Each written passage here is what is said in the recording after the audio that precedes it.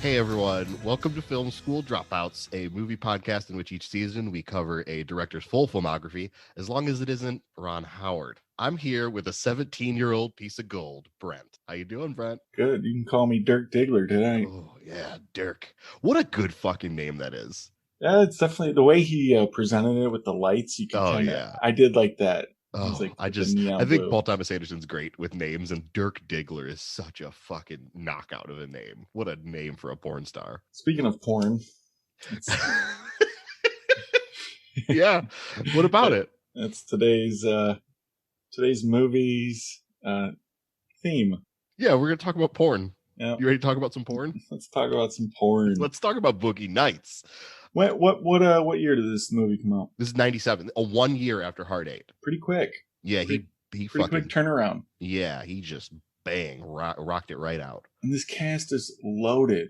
Yeah, this cast is unreal, man. For his second movie, this cast is freaking loaded. Yep. The whole go all the way down, It's sort of just like and well, let's not get ahead of ourselves. Let's talk about some little movies that we watched this last week because I've got a lot to say about this movie. So like Yeah. Well, we are talking about Boogie Nights today. Before we do it, we're going to talk about a movie that we watched in the last week or so. It got us a little excited. Why don't you start? Okay, well, I saw something on TV. Mm-hmm. I love it. And Okay. it's specifically Is it a TV show? No, this is a movie. Okay. The reason why I'm going to mention this is because you're probably not going to cover this director. His name is Bruce A. Evans. Okay. Okay. This movie came out in 2007. It features an actor where everyone says he's the same in every single role. Okay. But this time it's a completely different side. It's refreshing. It's awesome. 2007. Mr. Brooks. Mr. Brooks. With Kevin Costner, Demi Moore. What the fuck is Mr. Brooks? And hold on. What's Mr. Brooks? Kevin Costner plays a serial killer, but oh yeah, he's got swag. He's like professional. He's so good at covering up, and it just I think Dane Cook plays like this little photographer, like takes his photo and just it sets off this change. Remember when this Dane was a Cook good happened? role for him? Yeah, but this was a good role for him. I don't know. I like Dane Cook. Yeah. It's just like there was like a hot minute there where everyone was like, he's the next big movie star. And like pretty quickly we all realized, no. There's like a little subplot with like Demi Moore playing like this cop trying to catch like this other killer. And like, it's just, there's a lot of moving parts. It's cool. And then Daniel Panabaker, his daughter, and she's pretty, I like that too. I like her. I like her. Too. She's good. Yep. That's solid. Cool. Check it out, Mr. Brooks. Never even... I've heard of it now that you describe it, but yeah, boy, that movie doesn't stick in the craw. Well, it's because Kevin Costner is usually like he's this. I don't know. I see when I hear people say that about him being the same in every, Yeah, I'm like, not a big either Kevin a cowboy Costner or cool, or like a dad, he's like, but he's straight faced. He just looks like a raw potato. Like he's just like, oh, that guy. Like, where they find him? A farm? Like, did they just pluck him out of the ground? Well, like, he just looks like a fucking guy. Relax. He's very handsome. He's a handsome man. He's handsome in a very bland kind of like Americana way. Like he's not. I don't know. I always am fascinated. Call me Susie Homemaker then, because oh wow, he does it for you, huh? I'll take that slice of pie. Okay, well, I'm the movie I'm talking about has two different slices of pie that I like to just not just nosh on. Okay.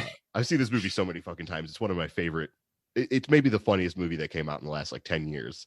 2016, The Nice Guys. Oh, okay. Yeah, I love it. Just an absolute delight. I think Ryan Gosling it's his best movie. I think it's his best movie he's ever done. It's Shane Black? Yeah, that's Shane Black. Yeah, he did Iron Man 3 and Kiss Kiss Bang Bang. And he wasn't on our list for directors. He was actually going to be one I was going to add. He's only got 3 movies though, is the thing. Yeah, if he wants to like keep coming back, like I don't know why Shane Black can't get arrested. Like the dude has written so many scripts that have been such a big deal, and I don't know, like it sucks that The Nice Guys sort of bombed because like it's such a fucking delight. It's one of the funniest movies I've ever seen. I die laughing every time I watch it from start to finish. He did Kiss Kiss Bang Bang? Yeah, he did Kiss Kiss Bang Bang. Okay, well. Yeah, those are the only 3 I think he's directed. Is Nice Guys, Iron Man 3, and Kiss Kiss Bang Bang. I thought he did Lethal Weapon 3 also. He might have written it. Okay. Yeah, he's written so many scripts. Oh, Like he was like one of the hot script writers in like the 90s for all yeah, those I think action he movies. wrote the newest Predators also. Oh, you know what? That might have been his other movie then. He directed The Predator or Predators or because I was whatever. big on it. Because I'm big on the franchise as it Shit. is. Oh, But did then you I like saw it? Shane Black, and then it had like Thomas Jane. It had a decent cast. Like, I was pretty excited. And Okay. no, I did not. No, not a big fan. It had parts that were enjoyable, but no. He needs to do a Nice Guys sequel. That's what he needs to do. The Nicer Guys. Yeah, no, the Nice Guys, great. Well, it's just because.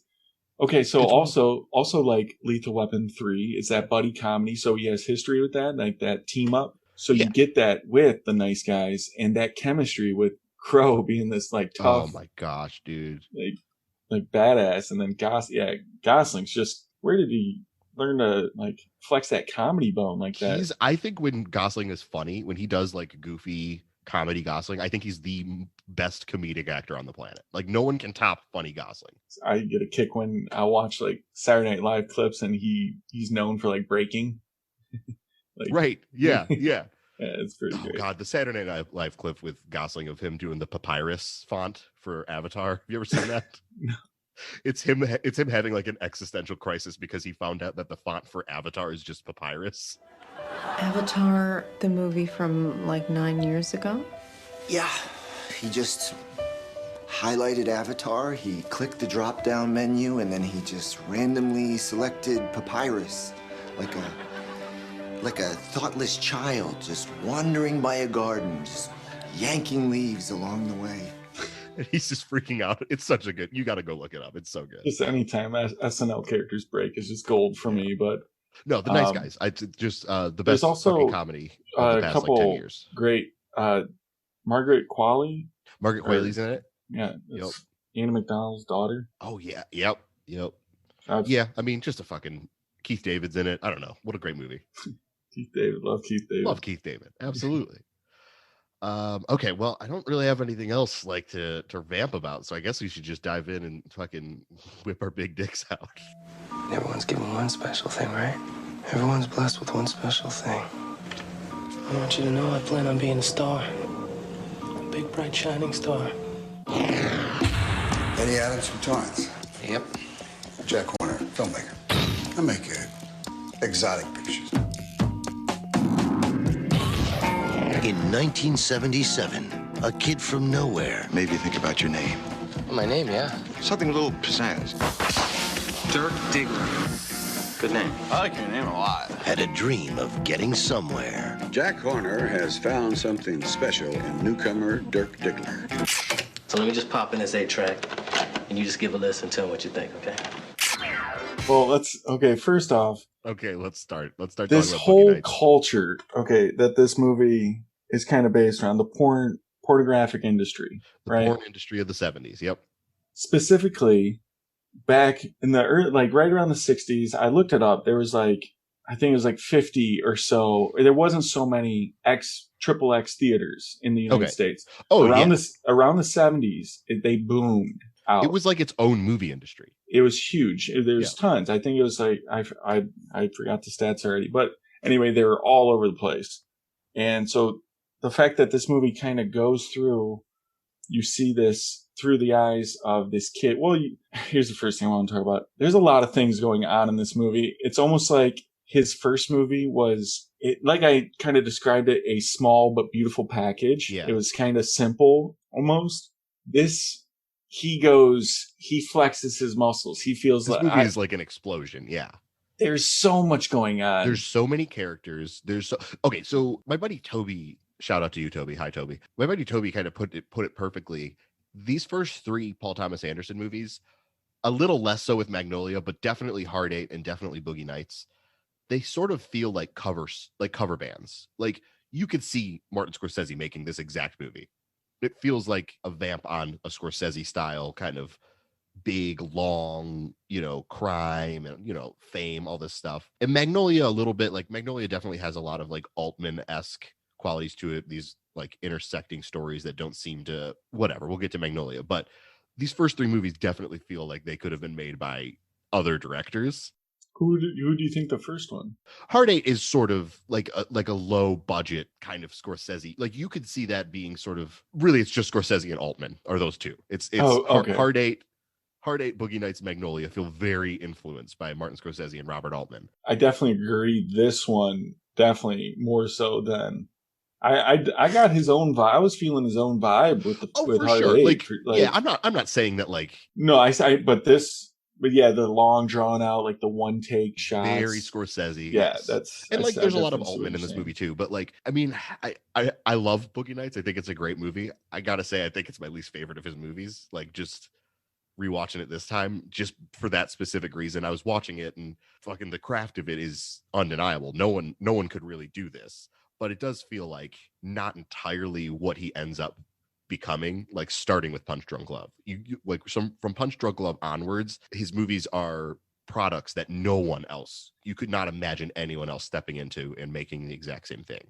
Whereas Boogie Nights, it's a fucking masterpiece. It is a little bit of a vamp on something that we've seen before. It's a very Star is Born kind of story, the rise and fall from fame and the abuse of drugs. It's very Wolf of Wall Street. It's very we've seen it, you know what I mean? Yeah, maybe we haven't seen it in such a stylish kind of we've definitely never seen it from this way with especially in this industry also. Now just to backpedal on all the kind of things I just said, this was made by a 26-year-old, which is unbelievable to think of, you know what I mean? Like you no other 26-year-old could ever put out this kind of movie. Yeah, I mean like I said, it's great. Like even just revisiting it's this time and just seeing all the actors like one after another. It's just, so let's talk about the first scene, because that's really good. Writing before that, like you see the company logo, and then you get like feels like 40 seconds of just black. You with get 40 this musical. It's this weird ominous like chime, like it's kind of unnerving and kind of spooky. This chime, and then immediately it kicks into what the fucking the brightest Temptations or whatever. No, the brightest like neon pink. Just hit you in the face, Boogie Nights, and I was like, "Dang, this is." And then you get this incredible, like, super long tracking shot. You get a lot of really long tracking shots in this movie. I loved all of them. I loved all of them too, but the first one introduces you to every single character you're going to see. Basically, like it tracks through this awesome nightclub owned by Luis Guzman, who is, I think, the first person we see in the movie. And then you just immediately hear him before you even see him. Yeah, there is no one has that voice. Yeah. I'm like, I know. And it comes in on this car pulling up, and that's when you meet, well, you don't meet him yet, but yeah, you meet him because you get names right off the bat. It's kind of a little seamless exposition that just, But right away, this tracking shot is like Paul Thomas Anderson whipping his big prosthetic dick out and being like, let's go.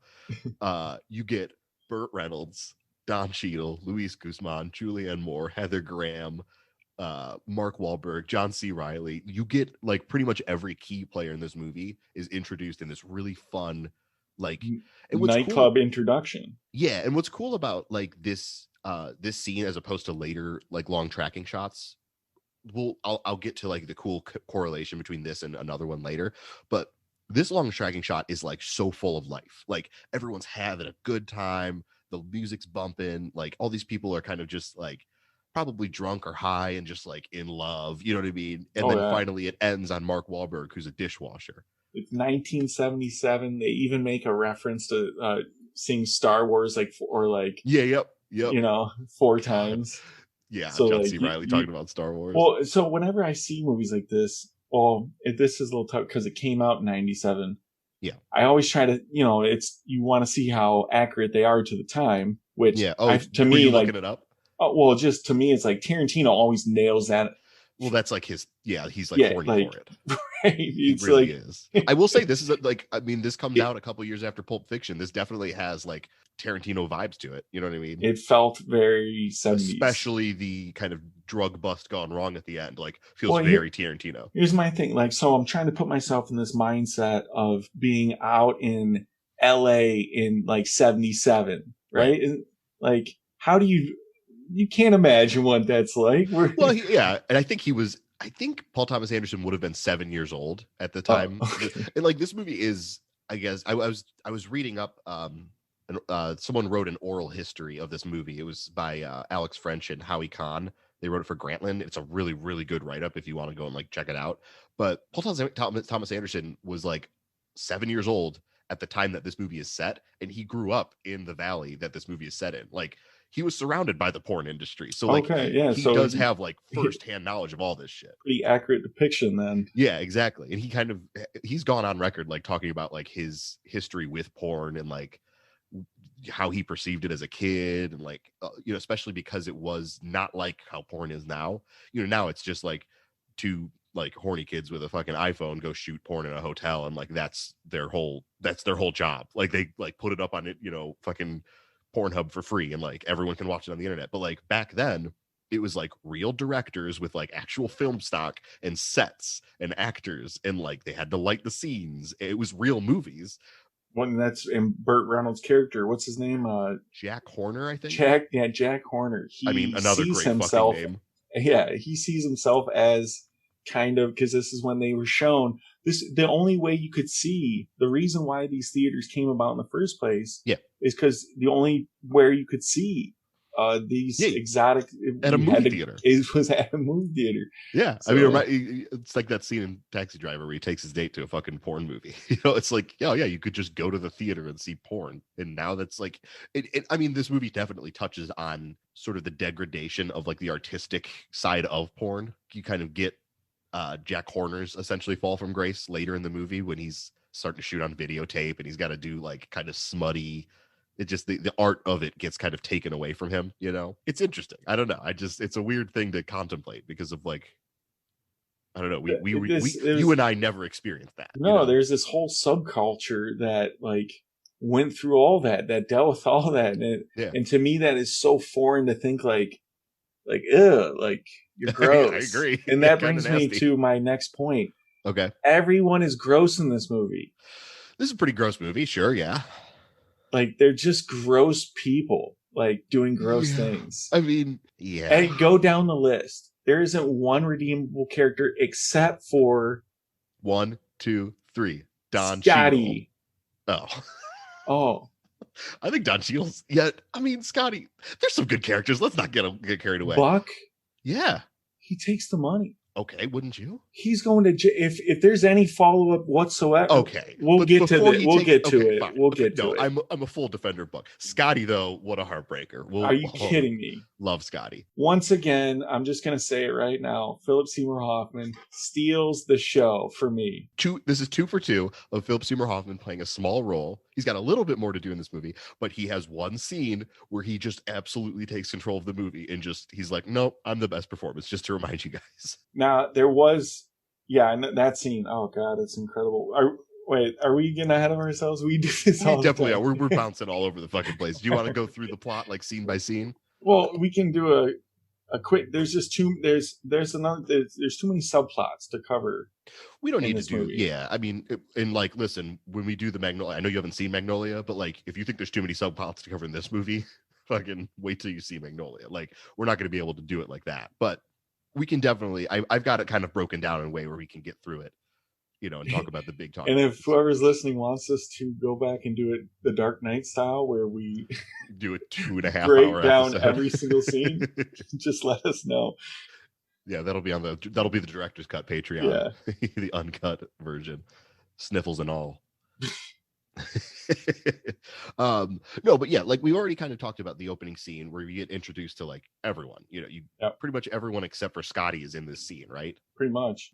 You get this weird interaction where Burt Reynolds like kind of sees him. Well, he's a scout, so he probably recognizes talent. Like that's his MO. He's a director. Yeah, exactly. So I'm totally, that's what.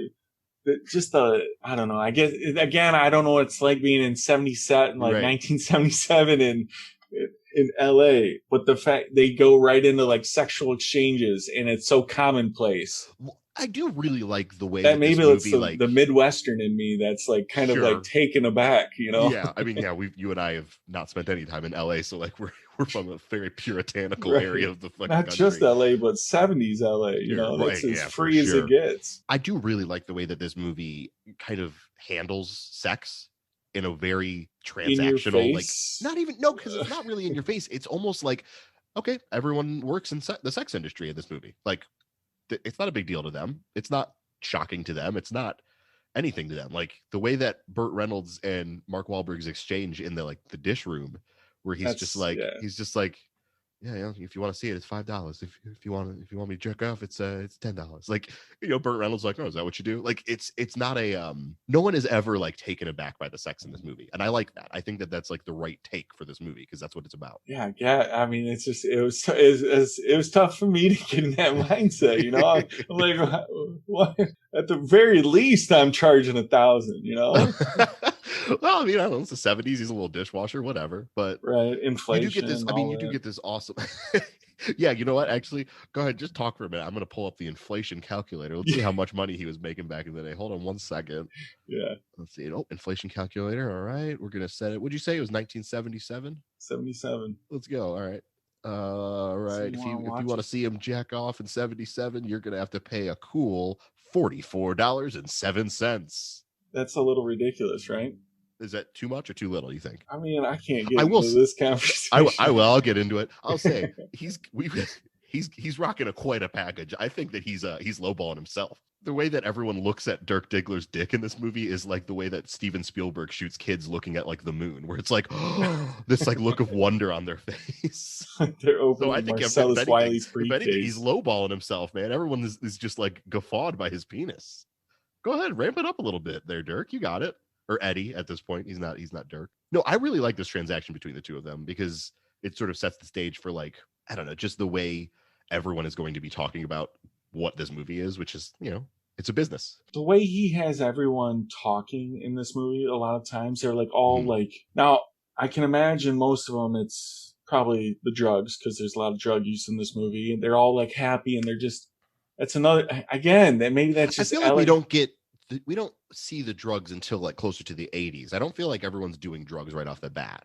Right. So that's why it seemed weird. Like they all were kind of like, oh, like super nice and weird and like overly happy. I don't know, was it weird? It was weird. It was weird how, like, I totally get it. Like when after the drug use, like for sure. But when they weren't using the drugs, they were still like, I think what works about it is like, and you do take a little bit of time to get to like what this is, but they are kind of like a weird misfit family, like everyone in this movie. It is sort of, this movie reminded me a lot of movies like, and just go with me here, the Muppet movie, Ed Wood, I don't know, like A Star is Born, like where you it's this long journey and all of these misfit characters are sort of starting to pop up throughout the journey and they're going through this whole weird thing together, whatever it is. If it's the Muppets, they're going to try and make their movie. Same with Ed Wood, or like, for this movie, it's all these like random porn stars and, filmmakers getting together. And then by the end of the movie, you've got this weird misfit family and they're all happy together. And like, sure, they do something that we as an audience don't really connect with, but like we've been through it with them. We're happy that they're a family, right? I mean, that's just the kind of vibe I was getting. Except for their horrible, terrible family full of terrible people. Yeah, they do pretty shitty things. Yeah. And I would not want to see the follow-up to their repercussions in this movie. Because we have to. They end on a pretty hectic note, I'd say, most of the characters. But anyway, I just thought the whole, like, I don't know, it's just that's pretty much he took this group of characters and you kind of go through a journey with all of them through, I think that the main setting is Jack Horner's house for the most part. Pretty much, yeah. He's just picking up kids off the street, and feeding them drugs, He doesn't feed them drugs. He's not the one giving the drugs. That's some kind of dodging the liability. The beauty of Burt Reynolds' character is like, I genuinely feel like he cares about all of his actors and all of his like lighting people and his cameramen. Like, I don't think he's going out there being like a scummy guy. Like, he works in a, I guess, I don't know, scummy industry, but like, he really cares about the art. He's not like trying to drug up Mark Wahlberg. He's just like, if he cared about his people, Little Bill would still be alive. Yeah, that has nothing to do with Burt Reynolds, what was it, Little Dick or Little Bill? Little Bill is from Bill Cosby or whatever. No, Untouchable or no, his name's Little Bill. Is it? Yeah, it's Little Bill. William H. Macy. Yeah. Yeah, but that doesn't have anything to do with Burt Reynolds. Bill. I'm just saying, if Burt Reynolds was such a, cared so much, he might have saw these warning signs over a 3-year period before he went off. Yeah, well, we'll get to that scene because that's the one I kind of want to connect back. But okay, so you got this big scene in the fucking clubhouse, the nightclub or whatever you want to call it. And then you kind of are getting the idea that like Eddie. The start of subplot number 1 in that Luis Guzman's nightclub. Yes. Yeah, it's his nightclub. Yeah. Yeah.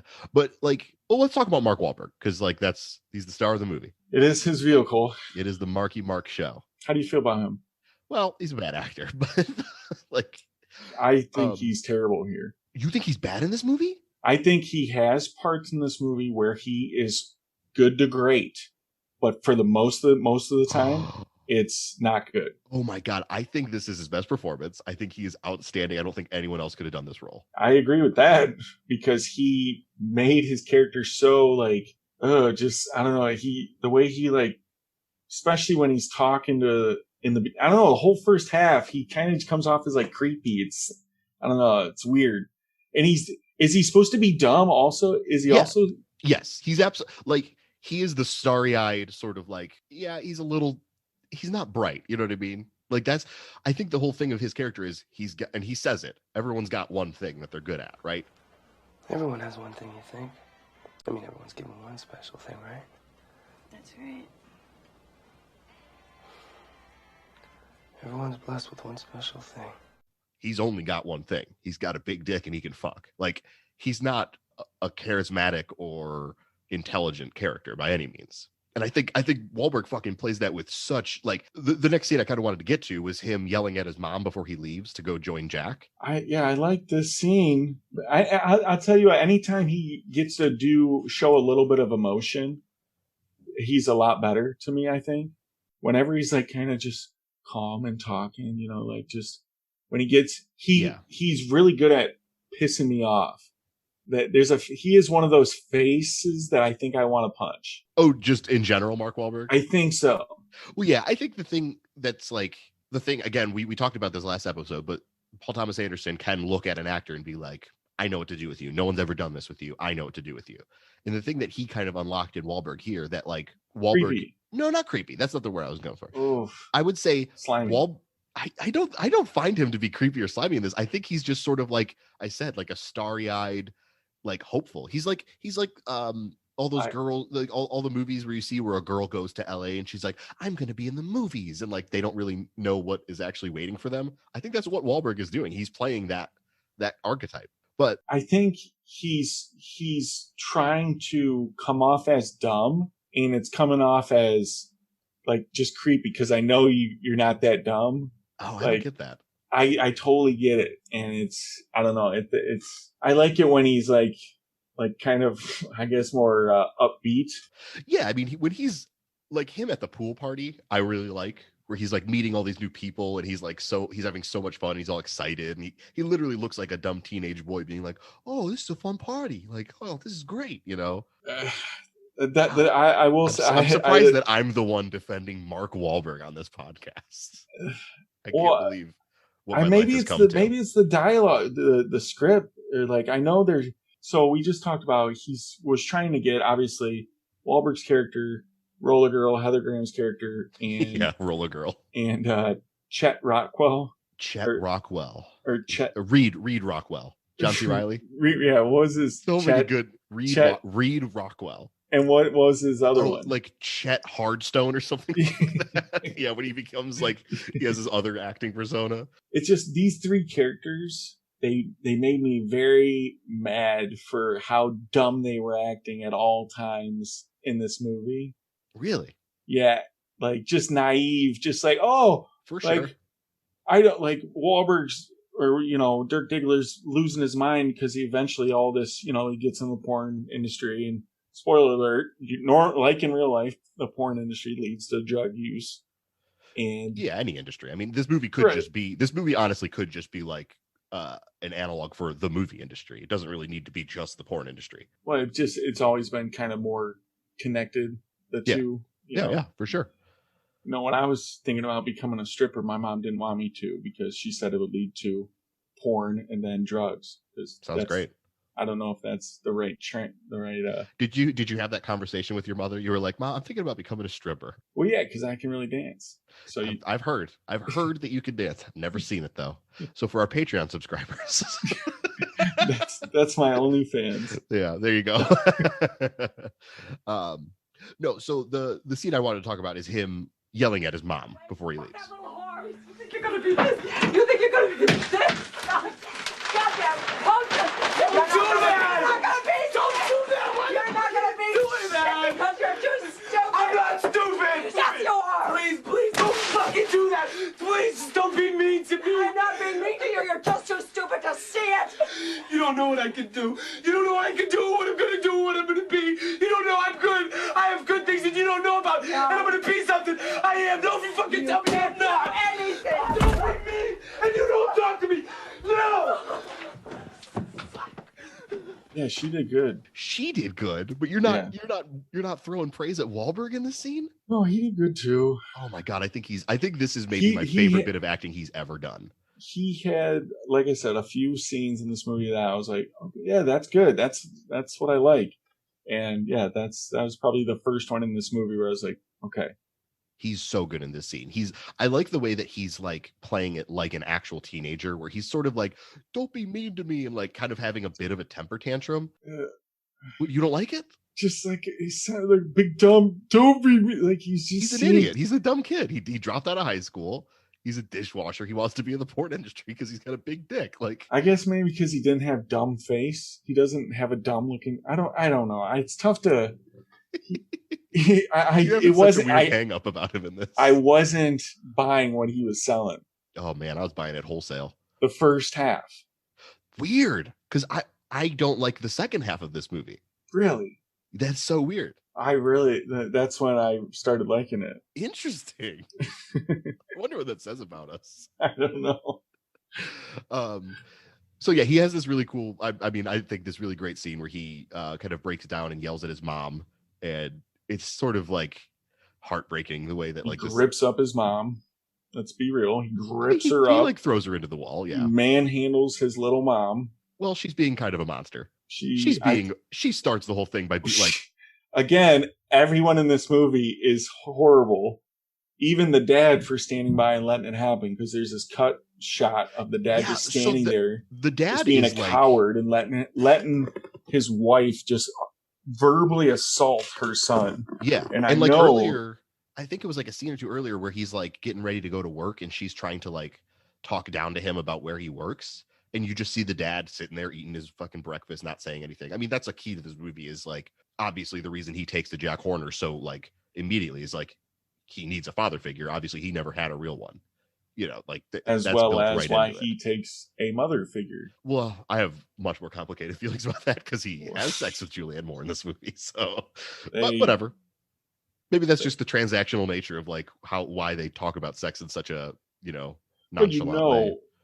Like he's still looking for a healthy, and he sees that as a healthy relationship that he has with this. Listen, who are we to judge? We've never been put in that situation. Like if he, Julianne Moore and Burt Reynolds can have a healthy relationship as a little family, then good for them. I don't know. It's just, where's the moral compass? Where's you? I don't care how dumb he is. A moral compass is kicking in at some point and saying, hey, you know, this isn't right. This can't be right. Listen, you've got to turn the moral compass off. We're talking about Paul Thomas Anderson for like 8 weeks. Oh man, yeah, I'm just trying. I'm trying to put myself in these characters' shoes, and it's tough because most people have moral compasses and wouldn't bang their motherly figure. It's a little bit more nuanced than that. It's not like literally his. Anyways, we don't need to get into all that. I don't think. Well, that's a whole. Speaking of subplots, it's a heavy one to digest. Yeah, it's a lot. But I think the next big scene that I want to talk about is the pool party scene where Eddie is sort of getting introduced. He's getting introduced to all of these he gets introduced to John C. Reilly. You meet Scotty in this scene, I believe, like near the end of it. He's meeting all of the top brass. I really like when he meets Buck. Yep.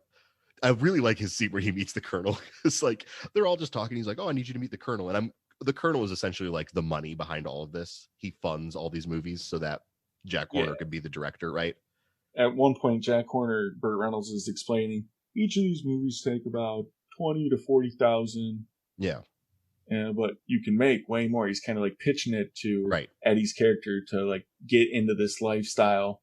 And then, and then you meet the money man, the guy's fronting the money. I love that one of the first things, and he says it in such a way that is like, he's obviously said this a million times, where he's just like, I'm looking forward to seeing you in action. Jack says you got a great big cock.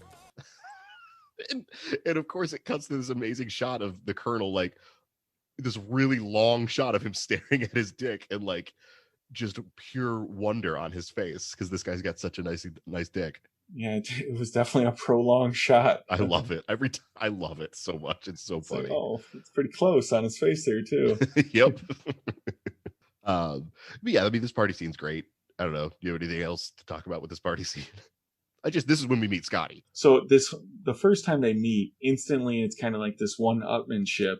Yeah. They instantly. Well, I think it's only one-upmanship on John C. Reilly's part. Like every time Dirk says something, John C. Reilly has to like try to like be the hot shot and like, oh well, I actually benched 350 or whatever. Well, that's how it was at first, and then the very next thing he was like, "Oh no, you go first." Yep, he's like, "I'm catching on." You instantly see this like kind of brotherly dynamic, but for the rest of the movie, you see kind of John C. Well, actually, it cements after the first time everyone sees Dirk Diggler. We'll get to that scene. Yeah. I love it.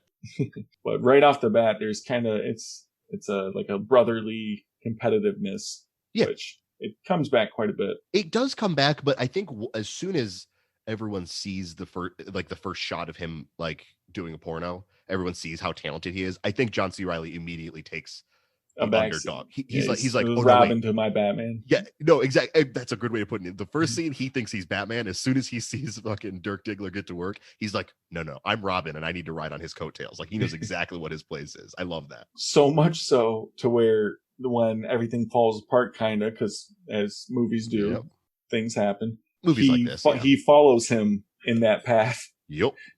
They stay together the whole time. But yeah, you see the family right off the bat, like the mother, the father, the two brothers, and the sister. The fact that they all. I mean, listen, they're not literally blood family. Like But that's if there's a painting, that's the painting. That's the picture. This was. Yeah, that's true. Yeah. Yeah, and then what is Scotty, the fucking creepy cousin? Yeah. So yeah, Philip Seymour Hoffman plays Scotty, who's like the guy who operates the boom during all the porn. He's like the sound guy. He wears a really tight little tank top and long scraggly hair and little red shorts. / assistant, because he also goes and gets him from his dressing room. Yeah, I guess, he is kind of he has a clipboard. Yeah. I mean, I guess they don't have like a full cast of people. You know, the people got to probably do different tasks, but. Just saying, let's not he is sort of understate his value. I mean, Scotty's the best. He's the best. I love him. He's able to afford a pretty nice car later on in the movie, too. But let's talk about Philip Seymour Hoffman. Let's talk about Scotty. In Hard Eight, he is playing pure bravado. He's trying to cover up everything by being so cool. You know, he's only got one scene, but he pretty much steals the whole movie. And he's like a hot shit. You know what I mean? He's pure confidence. I love it. He's amazing. Yeah. In this movie... Watch our Hard Eight episode if you listen to it. Yeah. If you haven't, it's good. We love it. But... in this movie, Philip Seymour Hoffman is playing the polar opposite of that. He's like Grima Wormtongue. Like he's like this little like shrimpy, like, you know, he's always trying to suck up to Dirk. You clearly tell that he has a crush on Dirk. I mean, from the super first bashful. Scene, yeah, he's very withdrawn. Bashful. But that first scene where Scotty walks into the backyard where everyone's having the party, and you see his eyes move over to see, and he sees Dirk, and then like literally the camera like zooms in on Dirk, and it's just like a black outline around Dirk. You could tell like right away he's like, oh my god, I love him. He's so hot. Honed in right on him. He really is, yeah. But yeah, I mean, I don't know. Philip Seymour Hoffman just once again proving that he's incredible. He's so just unbelievable. Just man, that guy could freaking act. Yep. But yeah, the party scene's great. His whole, I mean, we can just cover him real quick. His whole thing is he just, well, no, because it ends up going, he sticks with him too. He does, yeah. He sticks with him as well. He's in it. Yeah, because Dirk is he's just a magnet to people around him. Yep. Instantly. Not only it's Julianne Moore's character. Amber Waves. Instantly, you know, there's multiple times from the first time she meets him. There's a really cool shot at that diner where you see the shot cut, roll a girl out of it, as Burt Reynolds, and they're talking to him, and it just kind of cuts her out. So, and it shows her, and it cuts back to her, and it puts the emphasis that she's, and it's kind of they do the same thing in the way. The Philip Seymour Hoffman, Honan, and they do the exact same thing. It's puts the focus on Dirk Diggler, right? But he does it two different techniques. But he's doing a lot in this movie. Yeah, we talked about it. He flexes his muscle here. Yeah, he does a lot of different things. I think Hard 8 was a little bit of a tortured production for him. They took the movie away from him. They changed the name of the movie.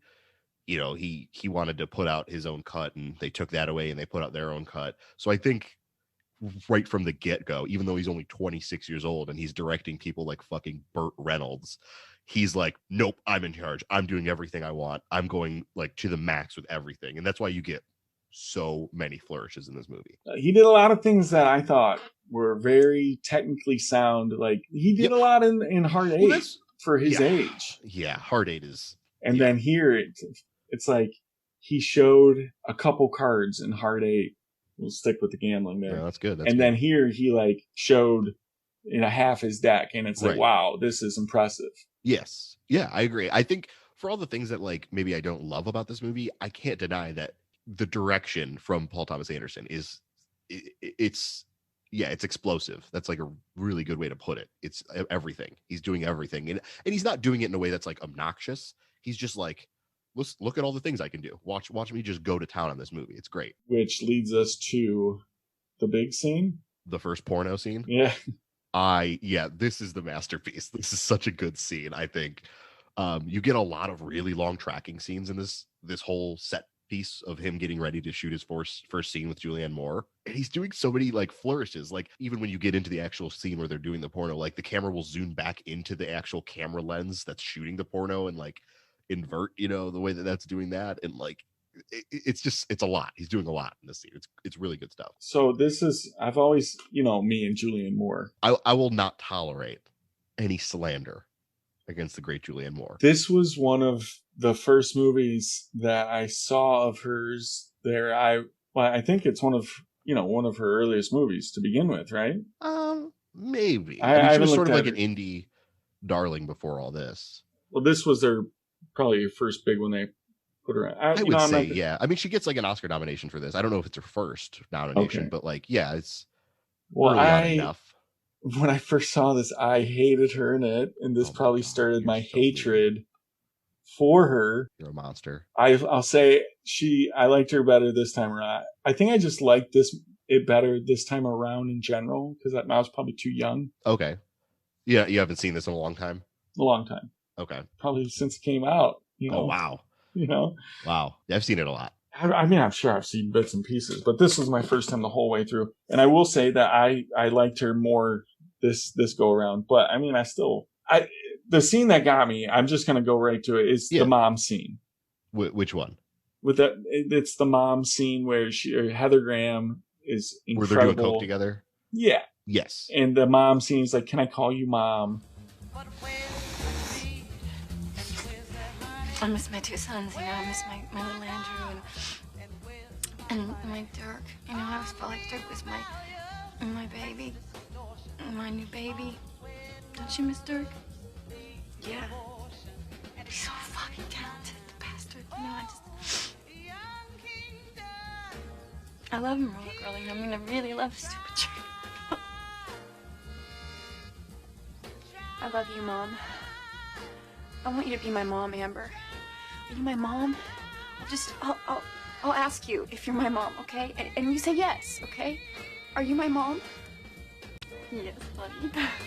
Yes. Like, that scene is probably my favorite scene in the movie. Really? The whole movie? Yeah, the whole movie. It was that good. That's so. It's just like how I had with Mark Wahlberg in this movie. Like, I didn't like him most of the time, but he had parts where he shined and I liked him. Same thing with Julianne Moore. Heather Graham was great, though. I thought she was great. All the acting was great for the most part. I mean, I love all of the performances in this movie, like full stop. I mean, I cannot. Some of the characters just rub me a little. Well, that's the characters. I mean, they're not all written to be very good. But so this Porter scene starts out, and this is again massive Martin Scorsese vibes with Dirk Diggler sitting in front of the mirror, like rehearsing his lines, getting ready to go. It literally looks like the opening shot of Raging Bull, like when he's getting ready to go, do the final show or whatever that you see at the end of the movie. He does like a Raging Bull, like complete homage in this movie with him in front of the mirror practicing his lines a couple times. Yeah, he like bookends it basically. Yeah, which I loved. I thought it was really great. And then he goes out, and I love that. Like, I do love the way that Mark Wahlberg plays it. Like immediately he's gifted. He doesn't really need much pandering. Everyone's like, oh, do you need to go over your lines? He's like, no, I got it. And then later, like when he has to do the cum shot, and he's like, I can go again if you need. Like, it's not, none of it's like challenging to him. This is like what he was born to do. A prodigy. Yeah, I think I don't know. I like the way the movie's handled like that. But the movie kind of is sort of, what's the word I'm looking for? It does have montagey sort of moments to it. I love the montages in this movie. There's a lot of like just sort of vignette-y, like I think I just love montages in general. you're like whatever, it's shorthand, I got it, let's go. Like put it in a montage. In real life you can't skip the boring parts like you can in montage. You get all the best parts and a time skip. Excellent. And a needle drop. Yeah, there's so many needle drops in this movie. Oh my god, that's another Scorsese thing. I'm just like, everything in this movie screams Martin Scorsese or Quentin Tarantino, but I don't think Paul Thomas Anderson was like, brought up on Tarantino the way that he was Scorsese. Pulp Fiction came out only a few years earlier. Right. They're contemporaries in a way that Scorsese is like probably an idol to him. Sure. So yeah, he does this first porno scene. I don't know. I think it's thrilling. I think this whole scene is like just outstanding. It's so fun to watch. And then of course the first time he pulls his dick out. I like the camera guys, they're all watching, they're all saying, and the camera guy's mouth opens and he looks away from the camera. I think it's so funny that the way that like he cuts through this scene, because he like, the first scene is them going at it and he pulls his dick out and it cuts to Burt Reynolds. It cuts to the cameraman. It cuts to William H. Macy. It cuts to Philip Seymour Hoffman. And each of them have a really long take of them looking like in wonder as he pulls his dick out. And like, of course, when it comes to Philip Seymour Hoffman, he's like panting like a sweating dog because he's like so turned on. And I love that all of this happens and then it cuts back to the sex scene and like no time has passed. Like, it's not like they were watching the actual sex scene. It was like you were getting a glimpse into what they were seeing in that moment and you just get to stay with them.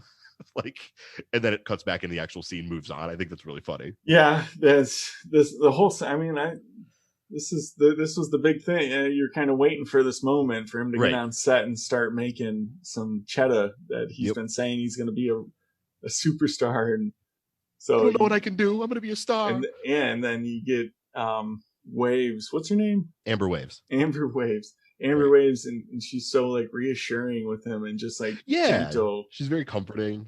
Like and instantly you get this motherly, like, I'll take care of you, don't worry, I'm taking you under my wing. Mm-hmm. Yeah. And Burt Reynolds, the father, even arranges it so that he'll work with her. Right. Yeah, of course.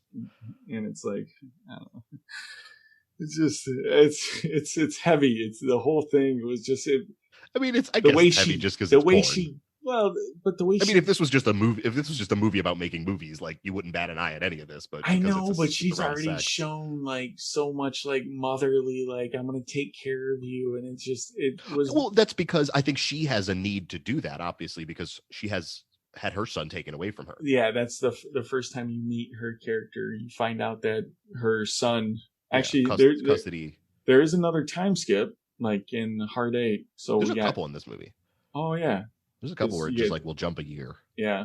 Yeah. But that's her basically subplot is that she lost her son in a divorce due to her profession.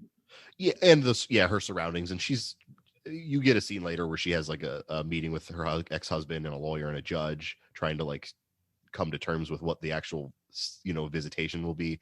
And you learn like she's been to jail.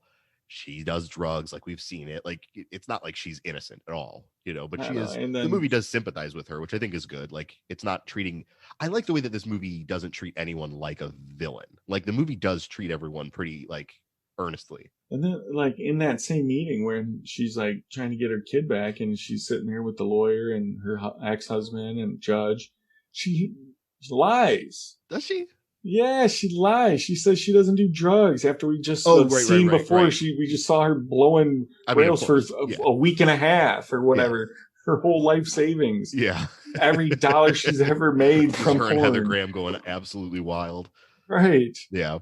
Like, yeah. I mean, like I said, man, everyone in a fucking Paul Thomas Anderson movie is flawed. So come to terms. Yeah, for sure.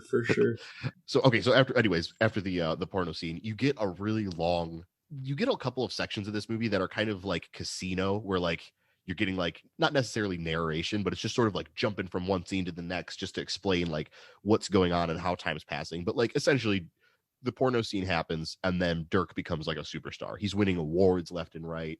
He's like on everyone's like he's in all the magazines. I love that's such a clever way to jump through the years also, instead of, you know, just some regular numbers. Well, he does do the 1980s at one point. But I love that. But yeah, we'll get to that. Yeah.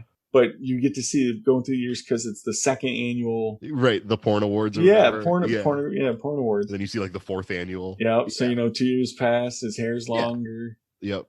Yeah. He becomes a superstar. I wonder, because you see the very first award show, you see him win 3 right off the bat, including I imagine is the biggest one. He wins best newcomer. He wins best cock, and then he wins best actor. Yeah. So best actor. I don't know why I love that there's a best actor category for porn. That's how really funny. That was what. I'm just trying to get back in the headset. I bet there was like, hey, Jack Horner took it serious. You know, he was an artist. Yeah. But you get all this montage, and essentially like Dirk is just like on top of the world, you know, and he brings John C. Reilly right along with him. They make their own series of Brock Landers and like Chet Hardwood or whatever his fucking name was. And it's like an action series. Well, yeah, I think that was his first bit. Like that's what he wrote, because he made 7 of them at one point. Yeah. Him and John C. Reilly pitch like, we want to make like real movies. Buddy cop. It's like a buddy cop movie, but like it's also a porn series. And like the acting, I love every time it goes into the pornos. Like when Julianne Moore is acting in their first porno scene, she's acting like a really bad porn actress, where she's like, wow, this is a really big cock. You know, like she's overselling all her lines. I think so. That's another thing I wanted to talk about in this. Because they spend a prolonged period of time in this movie showing me either bad acting.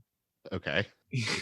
Or I know it's on purpose, but it's still not fun to watch. So yes, it is. No, it's awful. I'm like, it's so fun to watch. Are you kidding? It's so fun to watch Julianne Moore like slip into her role as a or like at one point they made me listen to Mark Wahlberg sing bad. You got the touch. My point is, there's a lot of time spent making me cringe at awfulness. Yeah, well, sorry. I know they're trying to veil it in like, oh my God.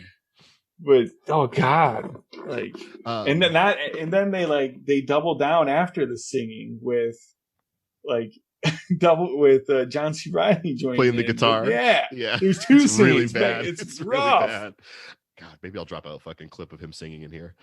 You got the touch.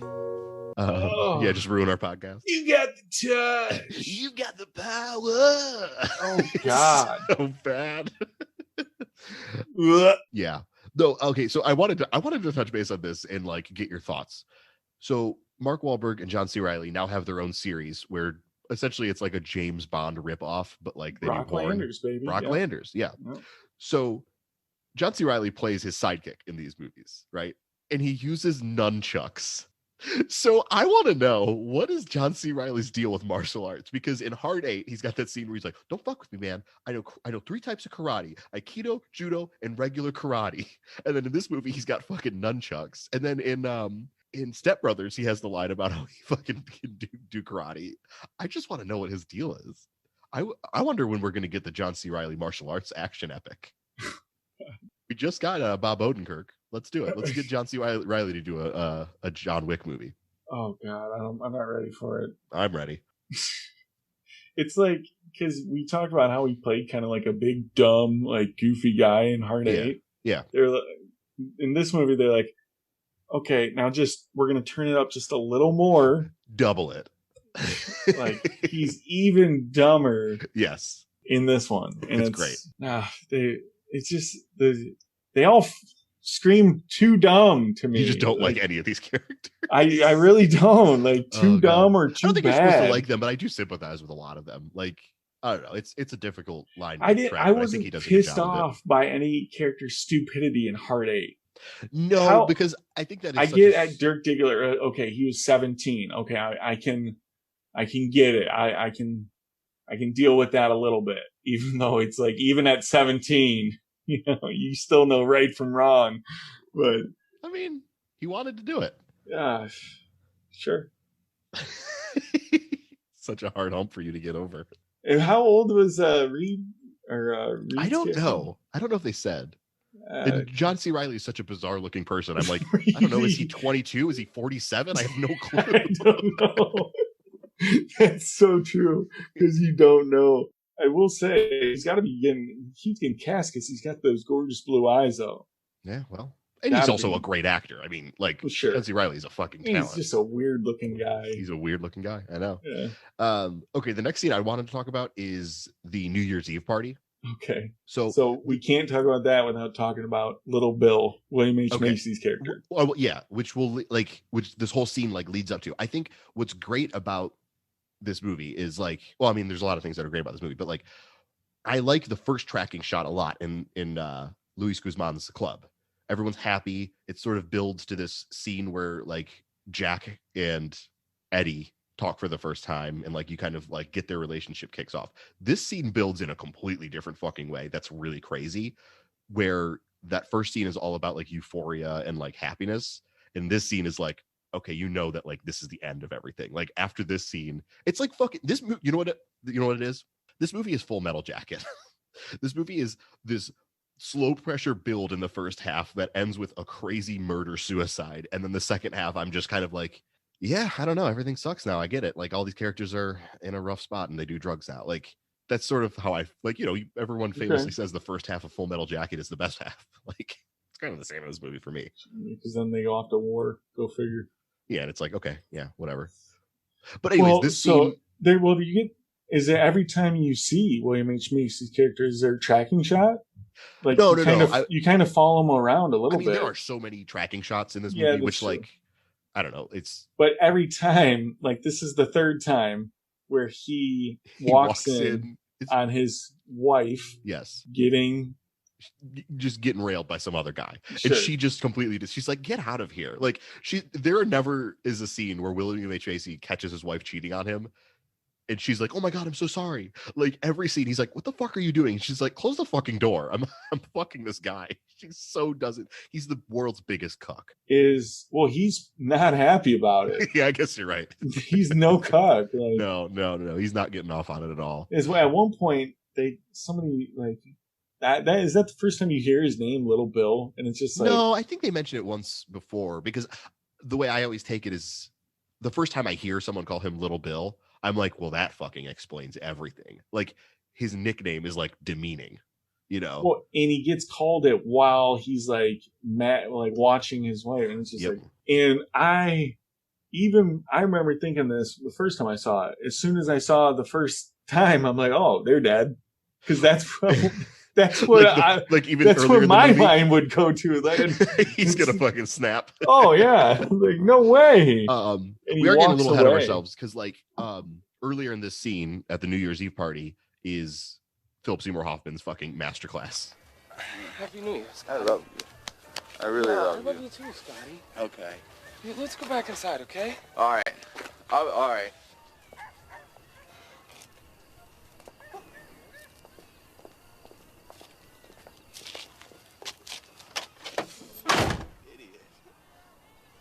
I'm a fucking idiot. I'm a fucking idiot. I'm a fucking idiot. I'm a fucking idiot. I'm a fucking idiot. Fucking idiot. Fucking idiot. Fucking idiot. This whole scene is kind of beautiful because Mark Wahlberg is like shocked and like kind of mad, but he's not mad at him for being like sexually attracted to him. He's just sort of like, I don't know what to say. Like he seems initially like upset, and then as soon as things go on, Mark Wahlberg is like almost like understanding of the whole situation. It's weird you don't know how to describe what Mark Wahlberg's doing there. The first part, yeah, because it's bad. Oh, it's good. Oh my, you're crazy. No, he's not being homophobic, is what I'm saying. He's just sort of like, no, that's not what I'm here to do. It's a lot of these interactions. It's like you wouldn't react, like you'd be more like, "Oh, I'm sorry about that. I'm sorry. Yeah, I'm not like that. I'm sorry. Hey, I appreciate the offer." Well, like they're more human reactions than just Mark Wahlberg staring at him like. No, I think it's different blank face. Like, I mean, it's very heightened, but like Philip Seymour Hoffman is like drunk and a very socially awkward person in this movie. So like his reaction is so catastrophic that like I think Mark Wahlberg is thrown off. Like, oh fuck, like I am upset that he tried to do this, but also like I can't like yell at him right now. This dude's so fragile. Like, you know, it is a very uncomfortable situation for him to be in. But then of course, like Dirk goes back to the party and like you just get this devastating long scene of Philip Seymour Hoffman saying he's a fucking idiot and crying in his car. Yeah, it's like I totally get Philip Seymour Hoffman's a human being. Like Scotty is perfect. He is okay. That's a real person.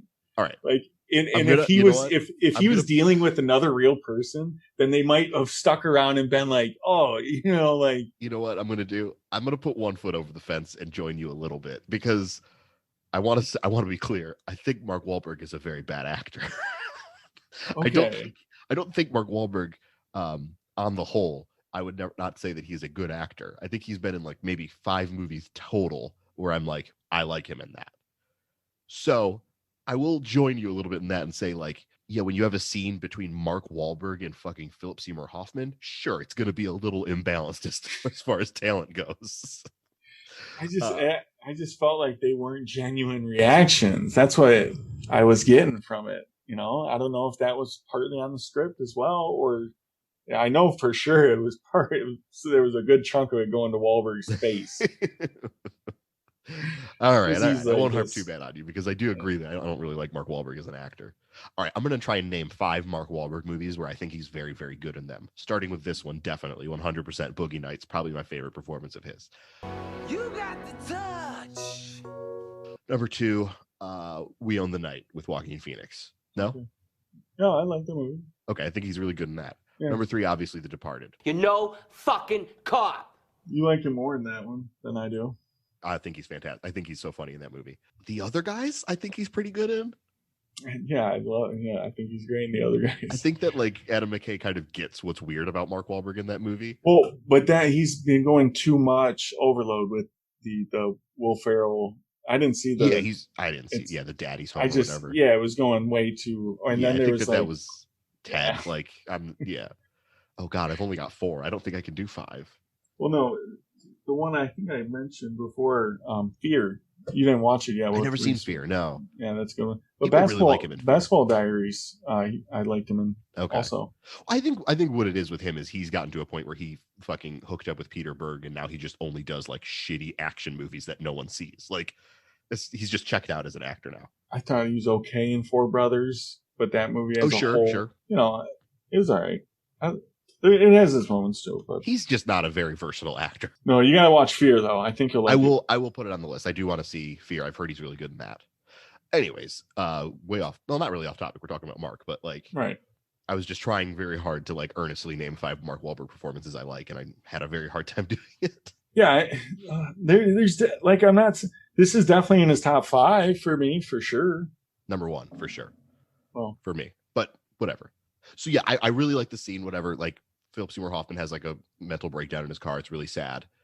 And then you follow that up with William H. Macy, like the long tracking shot of him going back to his car to get the gun. And then this is number 3, the 3rd time that, you know, everyone's trying to count down to the new year. He's feeling it's not only a new year, it's a new decade. They're going to the 1980s. This scene is also like a pressure cooker. You get in all these different elements where people are building and building. You know what I mean? And it's raising to this level where you finally see him go get the gun, and you're like, oh shit! Like I was feeling like, oh, it's how I was perceiving this whole scene, this whole build up as a new beginning, a new fresh start. Like anyone would do at just at end of a decade. And Big what deal. is happening as the countdown is about to begin? But he walks in and it's the same old thing. His wife is banging probably a different guy. And we didn't talk about the great line earlier in the movie where he catches her in the driveway and the cameraman tries to talk to him about lenses, and you see his wife screwing this guy in the background while everyone watches, and he says, "My fucking wife has an ass in her cock in the driveway, Kurt." He says it. It's so good. It's such a good line. I almost went back and I thought I heard that, and I was that's she's got an ass in her cock. Because he's so messed up right now. He's so. Anyways, he goes in and he kills his wife. You don't see it. Well, let's finish that scene because he walks away and the camera stays on the guy he was talking to. The cameraman, and he just goes and watches. He turned around and went right to the whole group of guys. I wish the camera stayed just 10 seconds more on him, but so I laughed pretty good. Yeah, but so he goes in the room, he kills his wife. You don't see it. The camera stays in the hallway while he goes and kills his wife and the other guy. And then you hear everyone in the party starts to panic, and he comes out in the hallway, and just like in fucking Full Metal Jacket, you get this gruesome scene where he shoots himself in the head. And then a lot of brain splatter. There's a lot of blood in this movie. I think one of the coolest things he does in this movie is you get that gross scene of him shooting himself in the head, blood splatter all over the walls, and then it cuts to black and it just says 80s. It's a mic drop in a way where he's just like, and now everything's going to be fucking terrible. Like the 80s are here. Everything's going to be bad for these characters. Where we've reached the pinnacle of them being happy. We're done. And it pretty much starts to go downhill from there. Yeah. So this is like, I don't really have a lot of notes for the second half of this movie because it's sort of a lot of montages of the characters just like doing drugs. I will say the one great scene in this whole second half is a mirroring of Eddie yelling at his mom, except for this time it's Dirk yelling at Jack, where he's like, "It's my dick. We're going to shoot now. I'm ready to fuck now." Like, it's very similar to him yelling at his mother and like leaving his mother. But this time you're not as happy for him because you can tell like the drugs are getting to him, the ego's getting to him, and he's basically ruining his own life at this point. See, because you only get 2 scenes because it pretty much boils out this whole altercation. He yells at Jack, he ends up leaving, comes out of him meeting a new kid, new talent. Jack found a new guy. He found a young kid. Yep. You only get like 2 scenes with this new kid. It felt so, and I know there's time skip, but I don't know. And it's the drugs altering his mental state. I think a big thing is like he starts doing the drugs and then he can't get a hard on anymore. So like his libido is like also in question. So there's a lot going on with his head. Yeah, sure. It's not just it's all like, it's all sent times 10 with the heavy drug use that he is now. Doing. I mean, I don't want to be down on this movie because it is great, but like, the second half of this movie just reminds me of The Wolf of Wall Street, where I'm like, I'm doing drugs again, and like, he's making a mistake. He's letting his ego get the better of him. He thinks he's, it's just a lot of that on repeat for the second half. Yeah, and it goes. Nothing gets better for these characters. No, until the last part of the very end scene of the movie. We'll get to that part, but at this point, we'll tell real brief. The 80s came. Jack, this filmmaker, his business is being threatened by, we all know, video. Oh, and Philip Baker Hall comes back. Yep. Yeah, and he's trying to sell Jack on transitioning from film to like video cameras and like making VHS tapes. Which it would be the right call, as we know. It would be the right call, like financially, yeah. But I think the thing that Jack is fighting against is less about the medium and more about the art. Like he's more, no, I'm not shooting on these shitty looking videotapes. I make real art. So I get where he's coming from. Yeah, isn't he kind of has this fear that he doesn't want the old theater, the old he wants to be known as an actual filmmaker, and if he switches over to video, it's just going to be cheapening the craft. Yeah, I will say the thing that kind of depressed me about watching this movie, and not this isn't a fault of the movie at all. It's praise for how well the movie realizes like the degradation of art, but you've got this artist, Jack Horner, and he's fighting against the change of the medium. He doesn't want things to go to video. He wants to keep shooting on film. He wants to incorporate better stories. He wants, like he says, he doesn't want people to come in and just jack off and come. He wants them to like actually be engaged with the art.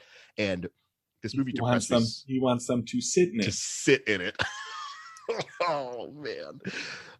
But yeah, this movie depressed me because I'm watching it and like, of course I'm in my head drawing correlations to the actual film industry and the move from film to digital photography and the, you know, very recent decline in theater going and the rise of streaming and how things are getting cheaper and like just things are being shoveled out and everyone's referring to everything as content instead of like actual art. And I'm just like watching this movie and I'm like, oh buddy, you don't know how bad it's going to get. Like if you're worried, if Jack Horner is worried about like the integrity of his art, he has no idea how bad that's going to get in the 2000s and the 2010s. Like it just gets more and more digital and less about art, you know, like fuck. It sucks. Like, could you imagine Jack Horner having to make porn today where it's just like, no, I was imagining somehow people sat in theaters and jacked off. Like that's, yeah, I mean, I think progress is no, it is good. Yes. Like, can you believe that there was a time where like, what?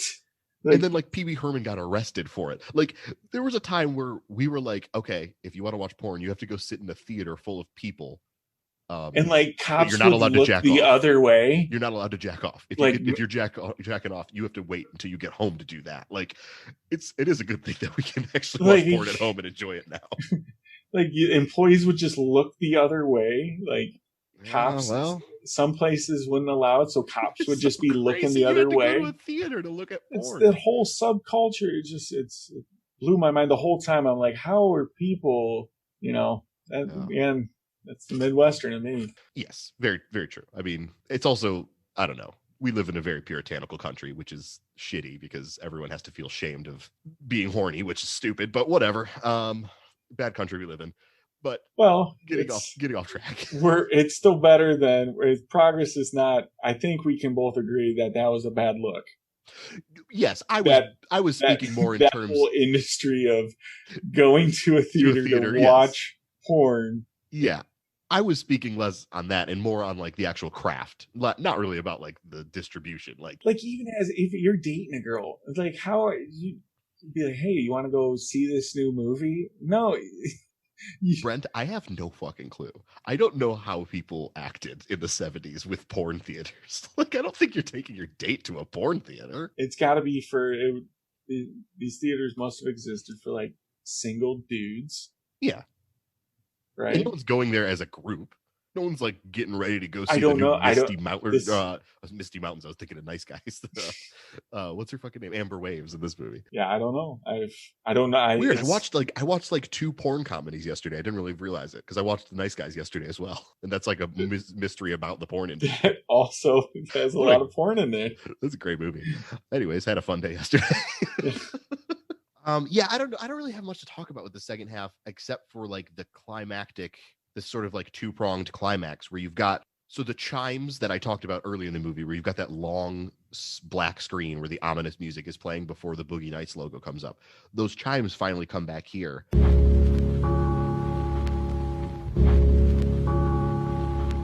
Where Dirk is like now he's degraded all the way back to like having to jack off for $10 for a guy in a truck. And then that scene is also being played at the same time that Heather Graham is doing like having sex with people in the car, like on the streets, because that's like what their medium has become. And like this whole time, this ominous music is playing in the background. It's really, really puts me on edge. After Dirk has the falling out with Jack Horner, pretty much he goes off on his own. And throughout it looks like throughout a good chunk of time, just burns all his money on drugs, all of it.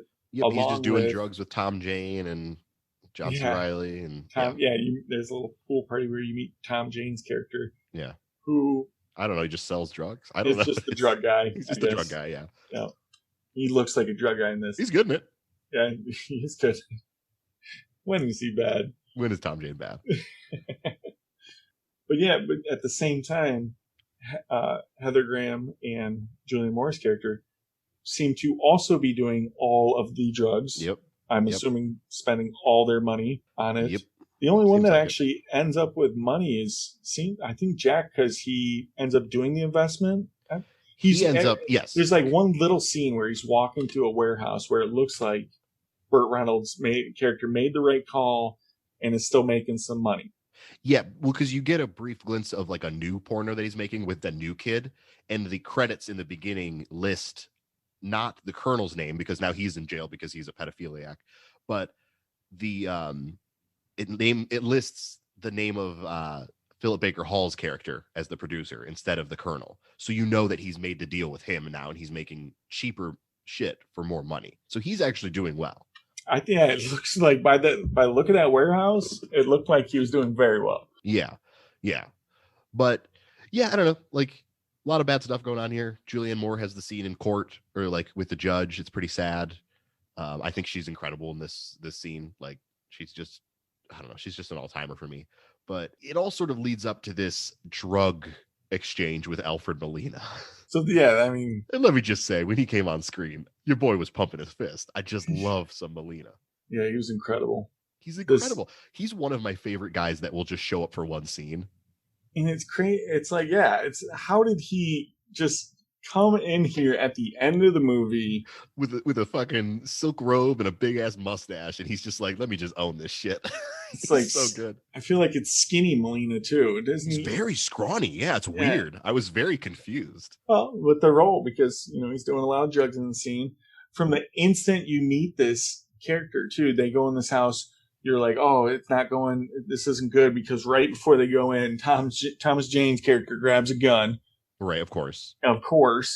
And then so it puts everybody on edge.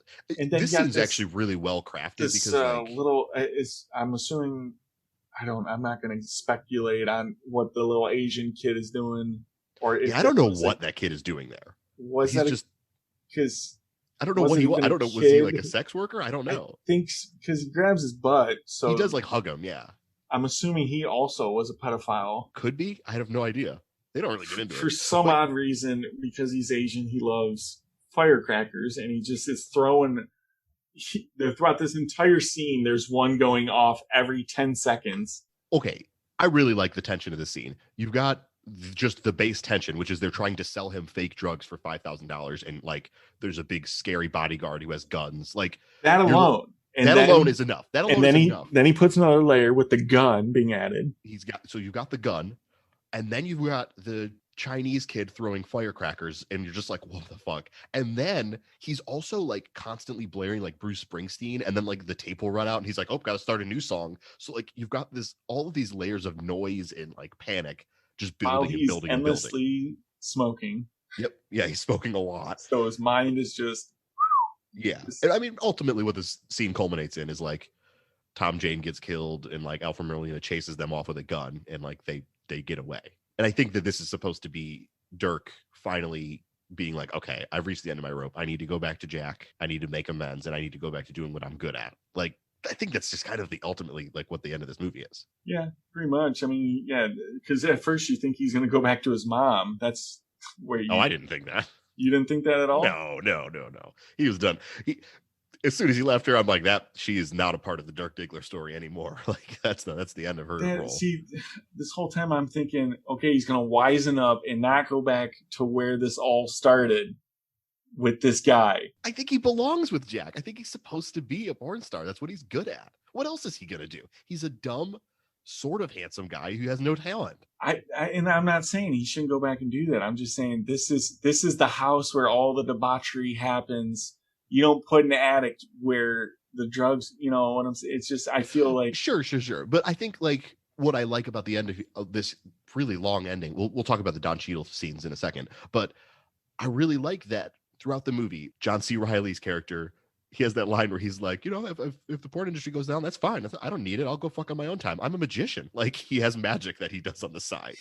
Don Cheadle wants to open a stereo school or a stereo store, right? He's like really into that. Heather Graham's, I don't know, she wants to go back to school and she's got her rollerblades. Like every other character in this movie has a thing outside of porn. They all have a talent or an interest or a hobby that they can pursue. Dirk doesn't. His calling is to be a porn star. So I think it makes sense for him to go back at the end. Sure. I mean, it's just tough. It's tough because it's not a pleasant house to. But I guess if that's the environment, where. Let's talk about the Don Cheadle stuff really quick because Buck. So Don Cheadle, he wants to open a stereo.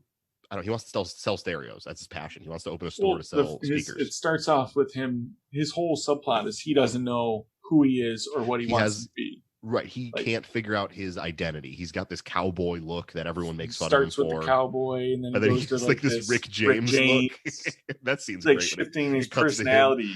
That seems great when it cuts to him and he's just sadly sitting at a table alone with a Rick James wig on. Like, yeah, he can't figure out his thing. But throughout the whole movie, he wants to open this store and sell stereos. And I think the ending's great for him, which is in the beginning, you and I said like the only redeemable character is, and you said Scotty, I said Buck. I agree. Scotty's also, I don't know. He doesn't do anything wrong. Does nothing wrong. No, he's great.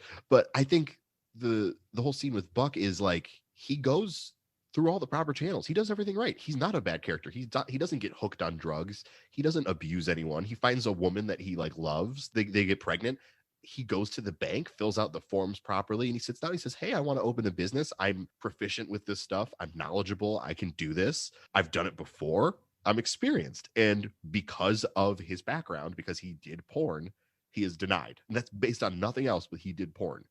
So when he steals the money at the end of the movie, fuck it. Like he's gone through all the right channels. He's tried to do things the right way. Fate has presented him with an easy out. Fuck it. Like I was cheering when he took the money. I was like, good. I will say there's a lot of times in this movie where it's like they presented like because the industry is so detrimental, like they're kind of like an island of misfit toys stuck with each other. Yes, absolutely. So I do get that vibe a lot because like the judge looked frowningly upon it, the loan, the banker looked down on it. But at the same time, so that scene's happening in this. It's a great scene.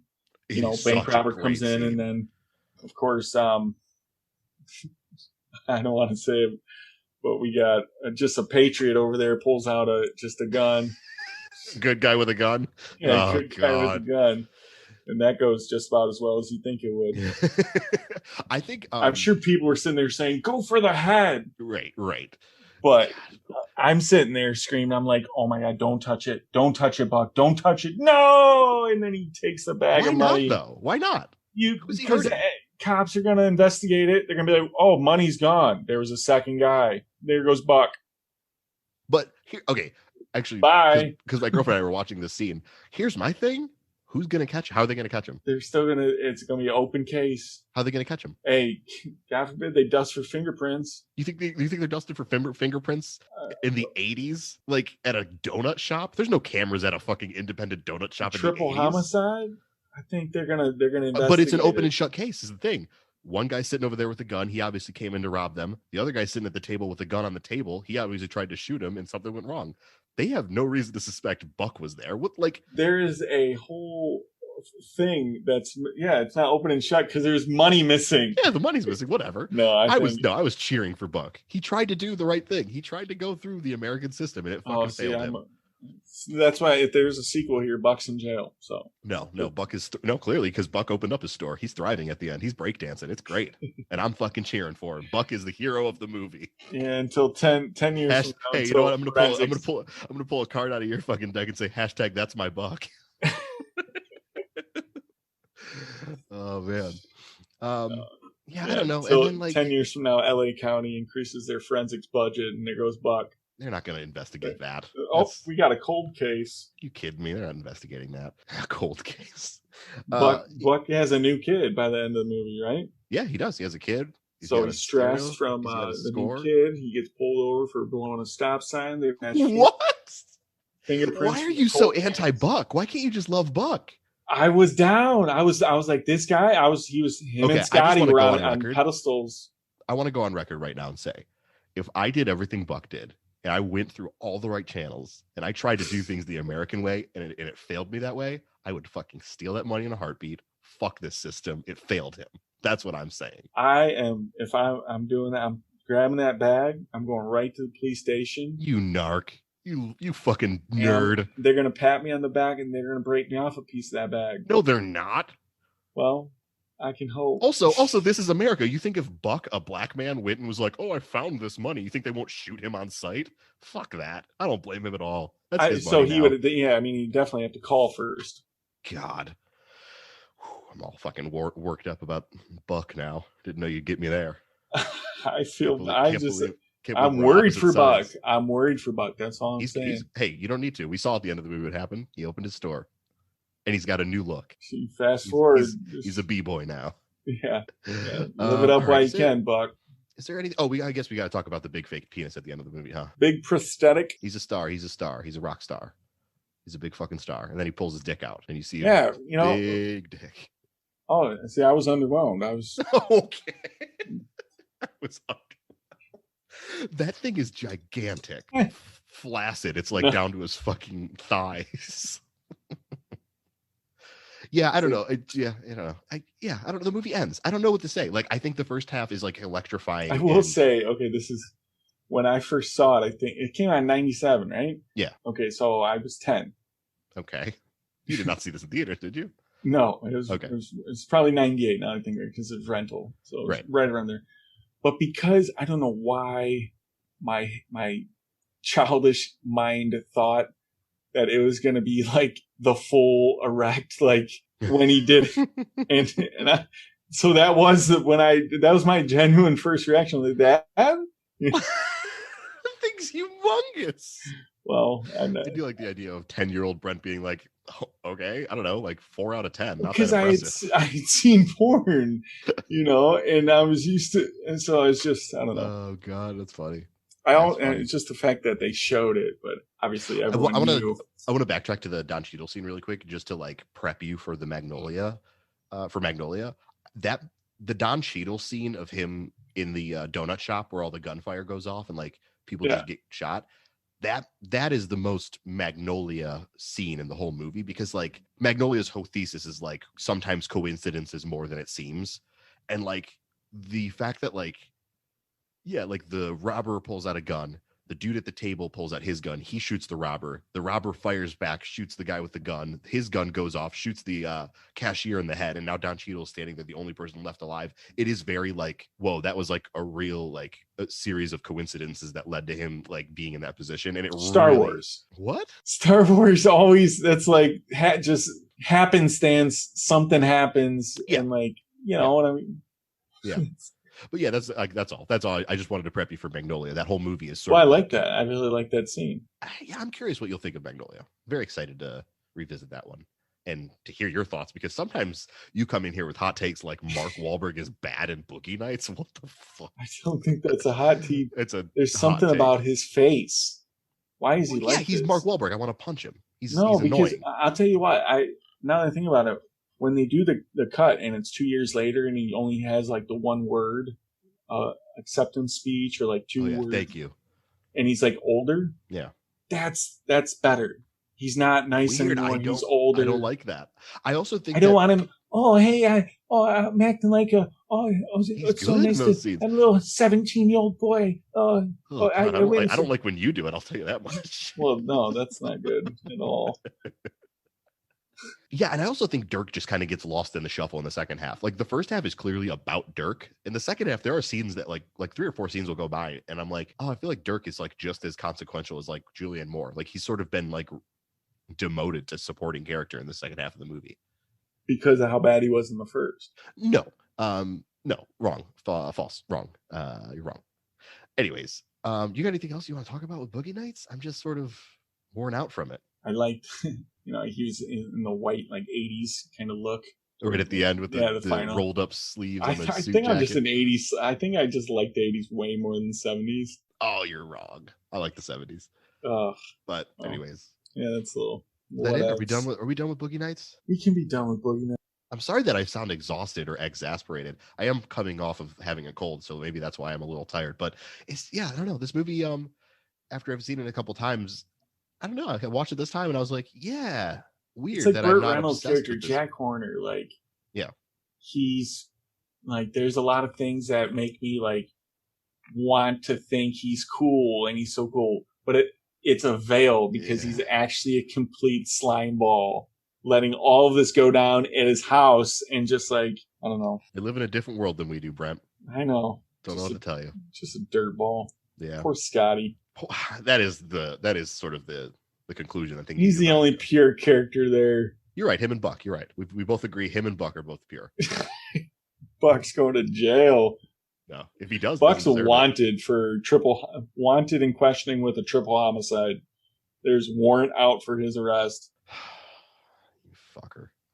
Anyways, you want to rate this movie? Yes, I do. You know what? You know what did it for me?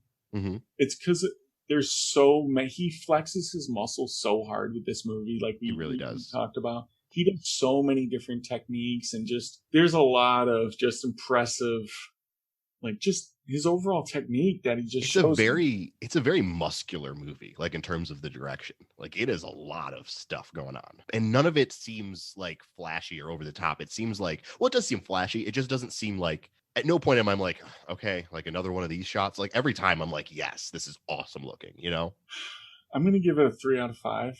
Okay. It was really close to 3.5. Okay. But I feel like it spent too much time making me mad. Watch. Yeah, mad in a lot of ways. If I wasn't mad at the characters, I was mad because I was watching cringy bad. Oh, you've got the touch. You got the touch. You've got the touch, the scene, or like just the horrendously bad acting in all pornos. I love all that. I love all that. I love all the bad acting. Yeah. And Mark Wahlberg, man. Ugh. Well, we won't have to talk about him again the rest of the season. Thank God. Sorry, Mark, if you're listening. But we will have to talk about him in season 3. Wink. Oh, no. So that's on you. Yeah, that is. Brent's already picked out season 3, and I'm very excited about it. But we will be talking about Mark again. If anyone can figure it out. Yeah, right. Yeah. Yeah, I give this movie 3.5 stars, so a little bit more than you. But that's close. You know, I was actually thinking about like our star rating yesterday. We don't need to litigate it anymore. I feel like every episode we like yell about what our rating system needs to be. But I wanted to I did want to I don't know. I was just thinking about it yesterday because I gave this movie 3.5 stars, and I was thinking about other movies that I gave 3.5 stars, and I just it's different. I think what I'm doing is I'm giving ratings based off of like what I expect from Paul Thomas Anderson. You know what I mean?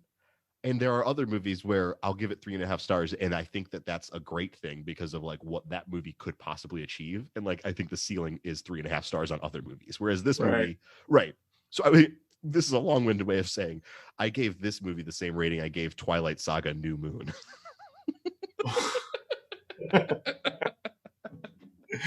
Okay. Wow. Yeah. When you put it like that. Took a whole train to come around to that. And, yeah. So there we are. We've arrived at the station. For me, I went with my gut. It was really close to 3.5. And I just, at the end of the day, if I can give Inception a 3.5, I think I can give this a 3. Well, this movie's much better than Inception, but anyways. All right, let's talk about some upcoming movies that we're excited about. You got anything? Or do you want to do the game first? Which one do you want to do? Tell me something you're excited for. Okay. We'll finish with the game. Cannes just announced its full lineup of movies for this year's festival. A lot of good stuff. Benedetta is premiering at Cannes. We already talked about that. Horny Nun. We're all very excited about it. But a movie I have not seen. I've not seen any trailers or anything. I think they just finished shooting it. Movie coming from a French director named Julia Ducournau. Oh man, I hope I said that right. Ducournau. She made one movie before this called Raw that came out a couple years ago. Raw is like a 5-star, one of the best horror movies that's come out this decade. It's incredible. She's got a new movie coming out at Cannes called Titane, and apparently it looks to be like another sort of like body horror kind of scary thing about like some sort of like highly resistant metal that people are like putting into their prosthetics that's like getting into their body somehow. Sounds fucking terrifying. And I really liked her last movie, so like that's the movie I'm really looking forward to. I hope a trailer drops soon, seeing as it's premiering this year. What is it? Titane? Titane. I don't know. It's probably French for Titan or like titanium or something like that. Okay. Titane. And the one before it was Raw. You said Raw. Yeah. Was her? Oh, well, you try to pronounce it. Yeah, it's Julia Ducournau, I think. I'm not really sure how to Do we pronounce it. have any actors in it? Do you know? The lead actress from Raw is, looks like reprising her role. Okay. Garance Marelier, I think is her name. Gotcha. Yep, it's all French, very French. It's premiering at Cannes this year, so I don't think there's an actual release date. But is it going to be foreign language, you think? Yeah, it'll be French. Okay. Well, I just watched 2 French movies, obviously. Good for that last class. So I've kind of been on a little French. You should watch Raw, dude. Raw fucks, dude. Is that a French language? Yeah, it's French. It's a French like horror movie. Well, I have a horror movie. Titan is a horror, right? It seems like she's going to be making another kind of body horror movie. Okay. Well, mine is coming out October this year. Horror movie? It is a horror movie. Okay. It's by a director I don't think we're going to cover. That's why I chose it. He is the director. Well, I'll just say Scott Cooper. No, we will not be covering Scott Cooper. Okay. Well, he's got a couple good movies, but I looked and he had 3 of. Well, actually, I never saw Out of the Furnace, but that's the one I wanted to see. You don't need to. Well, that's like Christian Bale a lot, so I do. That's the one isn't Woody Harrelson in it also? Casey Affleck? Woody Harrelson's in it. Casey Affleck. It looked great. I was like, boom, boom. Listen. I know because I was in the same boat. I was like, oh my god, this cast, and then I watched it, and I was like, it's very mediocre. Yeah, but he also did Hostels. Hostels was good. I liked Hostels, and he did Black Mass, which was it was okay. Pass. No, it wasn't pass. Johnny Depp was pretty incredible in it, and he did a 4th one too. What? Johnny Depp, incredible in Black Mass. You didn't like him? I'm not watching Black Mass. Did you? No. Okay. Anyway, the movie is it's starring surprisingly. Wait, I think I know the movie you're talking about. Antlers. Yeah, Antlers. Antlers looks cool. Kerry Russell's the lead, and number 2 is my boy Plemons. Jesse Plemons. Yeah. I love Jesse Plemons. I will, if it's Plemons, I'll be there. I think, not opening night, I think Jesse Plemons would be on the Wall of Fame for me. I love him. He's big. I'll see anything he's in. Yeah, Antlers looks fucking cool because that was a COVID victim. It was supposed to come out like a year ago. Yeah, and I remember the trailer coming out, and it looks pretty neat. And now it's right now it's planned for October, so a Halloween scary something. Yeah, that makes sense. And I'm ready for it. So me too. Antlers. Fucking cool name for a movie too. Yeah, it's badass. Yeah. All right. You ready to play the game? Let's do it. We're doing Mark Wahlberg. Mark Wahlberg. You're gonna have to guess the top 5 Mark Wahlberg movies. Okay. Do you want me to? We'll start with number 1. Do you have any guesses before I start giving you hints? I feel like sometimes you just fire from the hip and you just get them. Well, right out the bat, you gotta go Transformers 4 or 5. What's the name? What's the subtitle? Okay. The Last Night. Nope.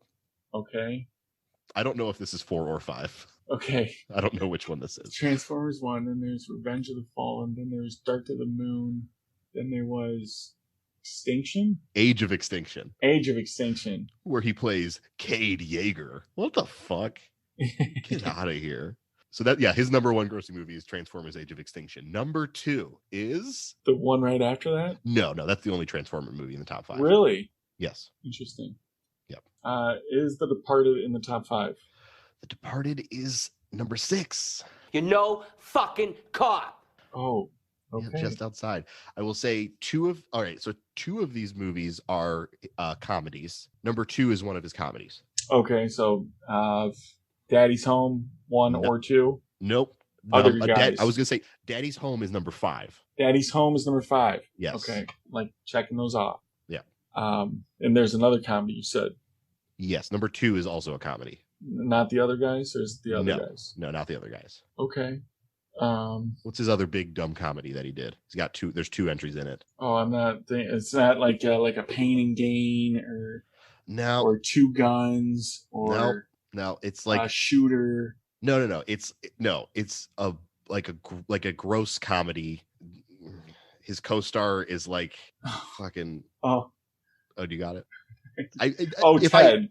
I was gonna say it's Ted. Yeah, if I give you any hints, you're gonna get it. No, because I actually really like him in Ted. Oh God, I never saw Ted. I heard Ted was funny. It's hilarious. Okay, number 3. Oh man, we actually might cover this someday. I think it might be like one of my. I hope I don't get a lot of beef for that, but I think that's like one of my favorites of his. it's hilarious. Like, I know it's Seth MacFarlane's great as it is to me, right? Where he just makes me laugh, but Mark Wahlberg's great and he's hilarious in it. So okay, number 3, we actually might cover this someday. It's clearly Max Payne. No. Oh, Max Payne, go fuck yourself. This movie is he's probably like second build in this movie. He's not the lead. But amongst the supporting cast, Wahlberg is like the biggest name, probably. It's based on a true story, and it's not Four Brothers. Is it Four Brothers? No, it's kind of, I don't want to say it's like a disaster movie, but it's like kind of like that. It's not The Happening. No, it's based on a true story. Oh, okay. Yeah. The Happening. No, the planes didn't rise. The planes didn't rise up and come after us. Not yet. Okay, this movie came out in 2000. Invincible. No, it's a little bit more like more like sensational. Wait, Lone Survivor. No, how am I supposed to? Do you want me to give you like who like another character in the movie? I'll give you another actor. Give me an actor. Mark Wahlberg is like the second lead of this movie. One of the supporting actors is John C. Reilly. Great. That did nothing. No, that didn't help?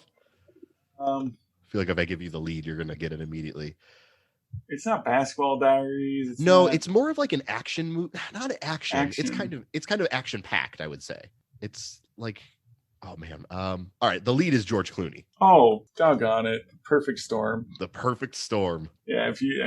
It was perfect. See, I forgot. See, John C. Reilly was even in that. Yeah. Yeah. I looked at that storm and I said 10 out of 10. Perfect storm. Okay. Number 4. This is the last movie you have to guess. It's one of the worst movies ever made by like an established successful directors. It's a remake. God, it's so bad, this movie. But it was such a big hit. A remake starring Mark Wahlberg. He's the star of this movie. Yep. Is it is it something by Michael Bay? Is he involved? No. When I say that this is one of the worst movies by like an established director, I think now you might laugh at the idea that this director was like, looking at his filmography now, you might be like, okay, well, his movies suck now. But like at the time when this movie came out, he was like 8 for 10. Like he had just been hitting nothing but buckets. Man. I think you would probably hate this director, and this is a director that I love a lot. It's like a Wes Anderson or something. No. Give me another hint. Okay. Other actors in this movie include Paul Giamatti, Michael Clark Duncan, Tim Roth. You might not know it though because they're all wearing a lot of makeup. Planet of the Apes. Planet of the Apes, baby. I would not have thought of that. Terrible film. That's Tim Burton, right? Yeah.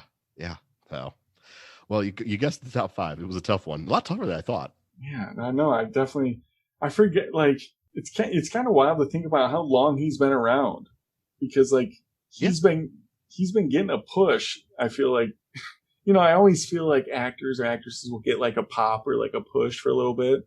Yeah. And like, is he still getting?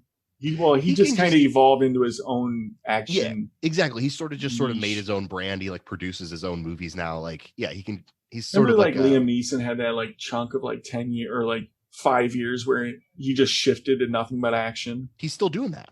Yeah. He's still doing it. Yeah. Yeah, but Wahlberg has like his own thing. I thought it culminated in him punching wolves. No, that was the beginning. That was but the beginning, Brent. No, the beginning was Liam Neeson's gotten to the point where he's almost like doing the Nick Cage thing where he's like making direct to DVD. Like, God. Yeah. Anyways. Well, that's the end of our episode. We're all done. That's it. Boogie Nights is done. I feel stressed. I don't know why. I feel so stressed about not loving Boogie Nights as much as I thought I would. No, I feel like I need to take a shower up from it. No. You could do that. But at the same time, you could watch some porn. I feel like when I take the shower, I'm gonna have like a Scotty character, like just crying in the like, fucking idiot. Do you need anything? God, all right, he's so good. That's gonna be the end of our Boogie Nights episode. Next week we're talking Magnolia. Yeah, curious to see what you think of it. So, do you know anything about Magnolia? No, it's heavy. Okay. Yeah, I know. Was Tom Cruise nominated for an Oscar? He sure was. That's it. Yeah. Yeah. I remember seeing that. Oh my God, we get to talk about Tom Cruise. I'm so fucking excited. Yes. I remember that being a big deal. Like, oh, is Tom Cruise finally going to win an Oscar? Yeah. And, yeah. Sadly, he didn't. We'll talk about it though. We'll talk about it. So I'm excited. All right, cool. Well, thanks for listening, everyone. We are on Instagram now. We're on Instagram and Facebook. You can look us up. We're just and Twitter also.